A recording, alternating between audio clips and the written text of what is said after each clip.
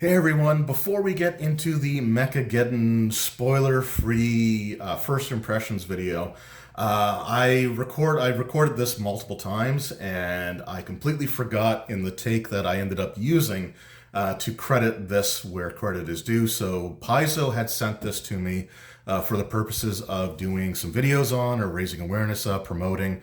So I do want to thank them for that. But as always the case with these types of reviews, the opinions that I express are 100% completely and totally my own. Paizo is not pre-screening or scripting the video in any way, shape, or form. But I do want to thank them for sending this to me, and I wanted to make sure that this appeared at the beginning of the video because doing this 4 or 5 times kind of melted my brain to the point where I forgot to do it in the actual final product. So thank you once again to the great folks at Paizo, and thank you, each and every one of you, for taking time out of your day to watch this. Every single view really does mean the world to me. So without further ado, let's get to my initial thoughts on the Starfinder Mechageddon adventure path. Hello YouTube, Dave here again. Today I'm going to be sharing my first impressions of the Starfinder Mechageddon Adventure Path book.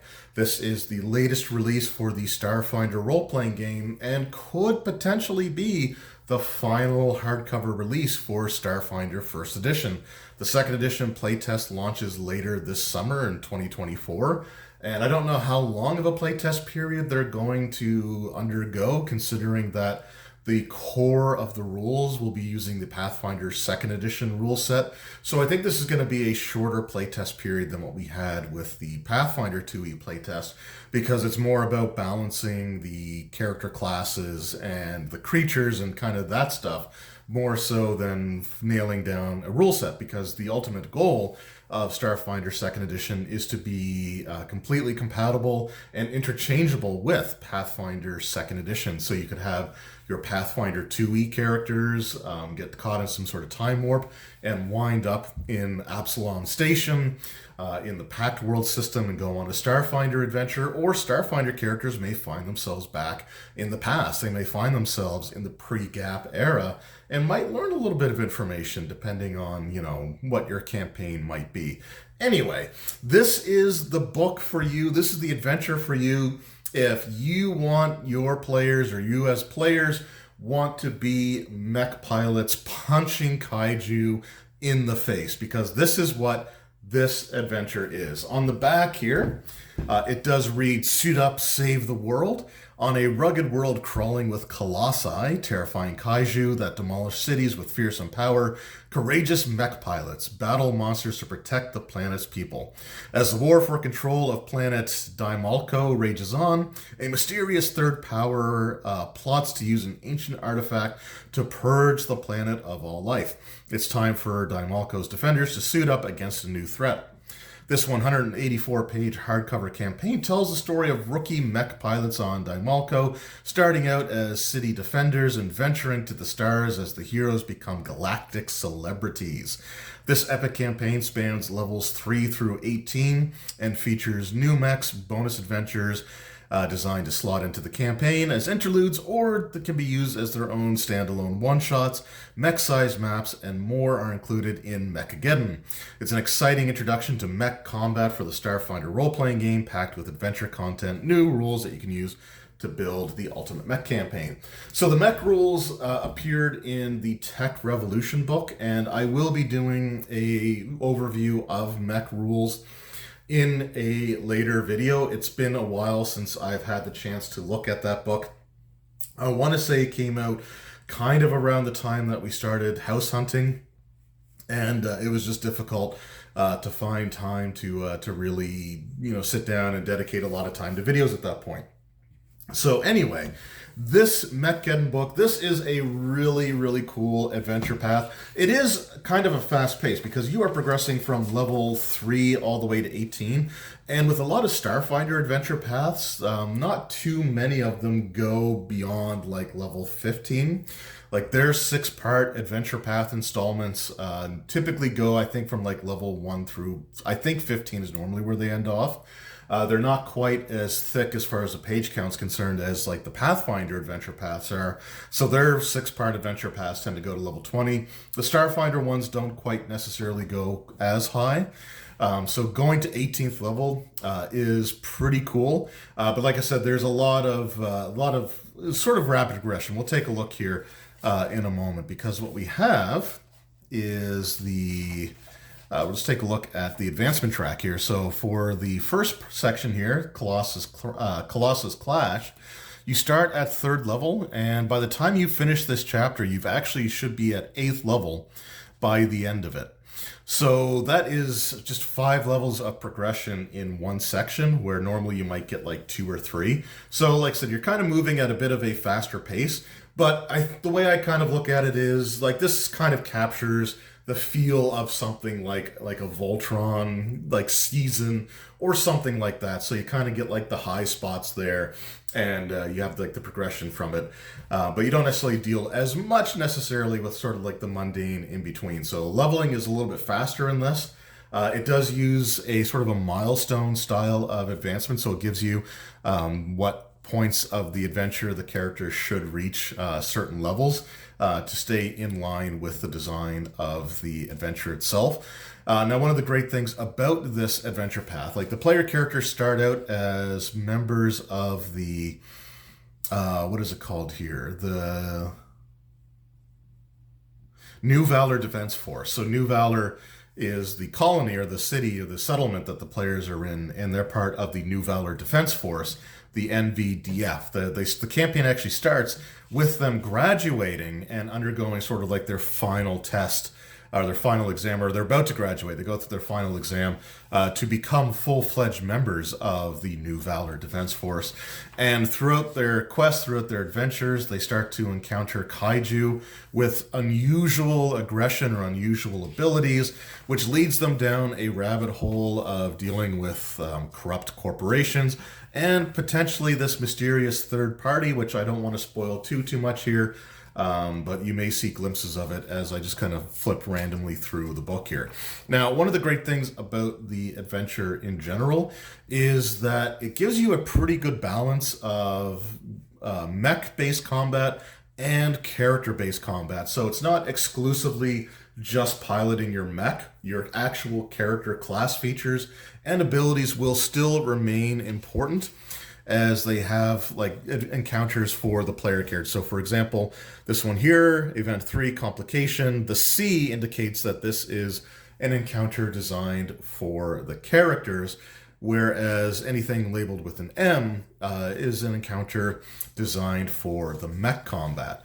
Also, throughout the course of the adventure, you get to pilot some experimental mechs that can actually transform from their standard mech form into single pilot fighter ships, which is kind of cool because then you get to involve yourself in some space combat situations as well. And because it is a single pilot, you do have the computer granting certain bonuses on certain checks to try to make up for areas where you might have a little bit of weaknesses there. So overall, like I said, I think that this is a really cool campaign. The players, as they do more and more in their mechs, as they thwart more and more of these colossi or these like kaiju type monsters, they start to become more and more well known. They become more well known, like famous, to the point where it can actually be kind of a hindrance for them to try to do some of the things that they need to do in the campaign. It can lead to a lot of potentially annoying role-playing situations. I kind of like the idea of having like some group of like just really persistent groupies that won't leave the player characters alone when they're outside of their mechs, and the situations that could come from that. They'll find themselves the target of, you know, the enemies when they're outside of their mechs. So like their fame definitely comes with a bit of a cost there. But again, just a really fun campaign where you get to pilot mechs and you get to punch giant monsters in the face with them. I mean, I don't know what else you really can want from something like that. Like if you want to be a mech pilot, then this gives you the option to be a mech pilot, but also has plenty of things to do with the characters outside of the mech. So this isn't just like a BattleTech type of thing where you're always in the mech and that's it. Like, your character doesn't really do much other than just pilot the thing. This gives you a lot of stuff that you can do outside of that. So again, I'm trying to really be spoiler light here, or spoiler free as much as possible. I might do a later review there's the transforming mech, by the way. So I might do a later review where I go much more into like the details, like who this third group is, how they're affecting things on the planet, how it might even affect who are initially thought to be like friendly NPCs or trusted NPCs, how they can sort of be twisted later on in the campaign as well. But again, just some really cool stuff, some fantastic artwork throughout here as well. It does look like in places they do use some of the, it feels like they use some of the Starfinder flip mats, or some like potentially Pathfinder flip mats. But I don't know for sure if they actually are, because they're not necessarily labeled. And I'm trying to find a good example of what one might be. Like, that could be maybe one, but I don't think so. But yeah, the maps again look really, really great in this. The artwork is really, really cool. And I think that, again, if you want to be a mech pilot, then that's really cool. I think the only thing this would be missing is, being able to combine your individual mechs into one large mech that still can't quite win the fight until it draws its sword, which makes you wonder why they don't draw the sword to begin with. So I think this is definitely a great way to finish off the first edition Starfinder experience, if this is what this is going to be. Like, I don't think there's any other first edition Starfinder adventures or rulebooks that are currently announced.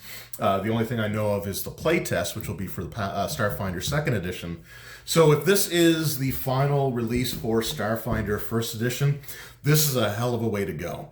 This is $59.99 US, so that is the retail price. Paizo did make an announcement a while back that, because of everything that's going on in the world, inflation and all that stuff, or at least inflation being used as excuses by certain companies and things like that, that they've had to increase the price of their books. Now, when Paizo says it, I'm inclined to believe them that it is actually because it's more expensive for them to produce these, so they have to have a higher MSRP for them to be still profitable for themselves and this business is selling them. There are other companies that I'd be a little bit more reluctant to believe that, if that was their reason for increasing. But I think with Paizo, I'm more inclined to believe them when they say that there's a reason why their books need to start being a little bit more expensive.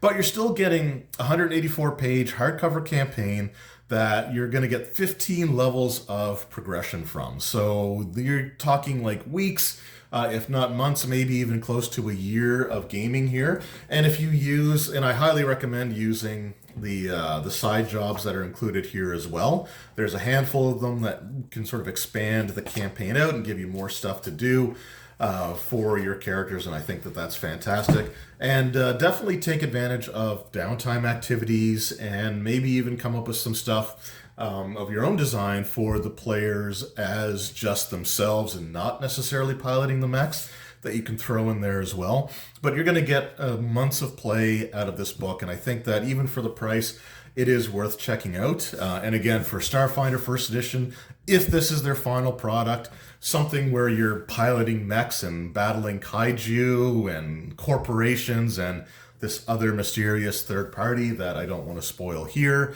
I think it's just a great way to go out. So if you're into Starfinder and you're looking for a fast-paced, high-intensity, really cool sort of thematic campaign, then this is the one for you. And if you're interested in a more spoiler-involved review, then let me know, and I will try to get to that as well. Anyway, thank you so much for watching. I really appreciate it. I hope you enjoyed, and I will see you all next time. Until then, take care.